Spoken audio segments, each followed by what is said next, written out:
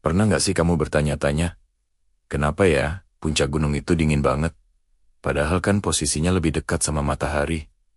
Aneh ya, seharusnya kan lebih panas dong. Nah, hari ini kita bakal bongkar rahasia di balik fenomena ini. Jawabannya bakal bikin kamu kaget.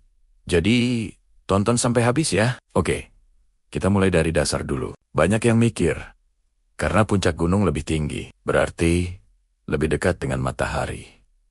Jadi suhunya pasti lebih panas. Logis sih kedengarannya, tapi sayangnya konsep ini salah kaprah. Jarak bumi ke matahari itu sekitar 150 juta kilometer. Ketinggian gunung tertinggi di dunia, Gunung Everest, cuma sekitar 8,8 kilometer. Jadi, perbedaan jarak segitu nggak ada artinya sama sekali.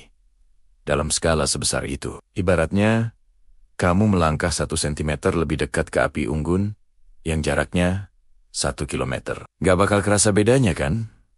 Jadi, apa dong penyebab utamanya? Jawabannya ada pada tekanan udara. Bayangin deh, udara itu punya berat. Semakin kita berada di dataran rendah, semakin banyak lapisan udara yang menekan kita dari atas. Makanya, tekanan udara di pantai itu tinggi. Sebaliknya, saat kita naik ke puncak gunung, lapisan udara di atas kita semakin sedikit. Akibatnya, tekanan udara di puncak gunung jadi jauh lebih rendah. Terus, apa hubungannya tekanan udara sama suhu? Nah, ini bagian yang seru. Di dataran rendah, karena tekanannya tinggi, molekul-molekul udara itu jadi padat dan saling berdesakan. Mereka saling bertabrakan, bergerak cepat, dan gesekan ini menghasilkan panas.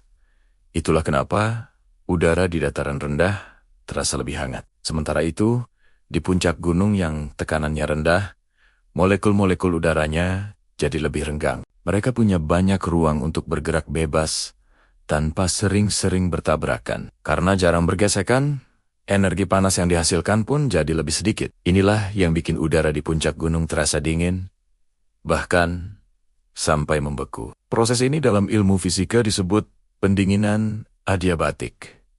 Keren kan namanya? Tapi bukan cuma itu alasannya. Ada faktor lain yang gak kalah penting, yaitu cara bumi kita dipanaskan. Matahari itu nggak langsung memanaskan udara loh. Sebagian besar radiasi matahari itu menembus atmosfer dan diserap oleh permukaan bumi, seperti tanah dan lautan. Permukaan bumi yang sudah panas inilah yang kemudian melepaskan panasnya kembali dan menghangatkan lapisan udara di dekatnya. Karena sumber panas utamanya berasal dari bawah, yaitu dari permukaan bumi. Maka semakin jauh kita dari permukaan alias semakin tinggi kita mendaki, semakin sedikit panas yang kita dapatkan. Jadi, puncak gunung itu ibaratnya kayak lantai paling atas di sebuah gedung yang pemanasnya ada di lantai dasar. Pasti lebih dingin kan? Selain itu, di puncak gunung biasanya vegetasi atau tumbuh-tumbuhannya lebih sedikit. Artinya,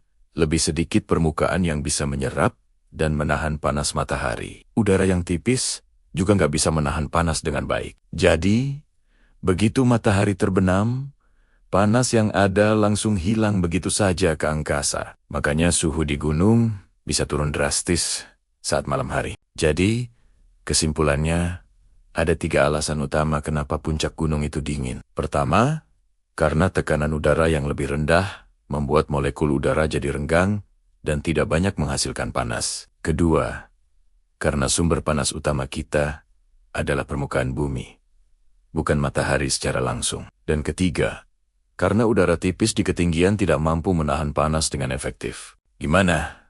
Sekarang sudah nggak bingung lagi kan? Ternyata sains di balik fenomena sehari-hari itu seru banget ya buat dipelajari. Kalau kamu suka dengan penjelasan kayak gini dan mau tahu lebih banyak fakta menarik lainnya, jangan lupa buat like video ini, komen di bawah, dan yang paling penting, subscribe channel ini ya. Terima kasih sudah menonton, sampai jumpa di video selanjutnya.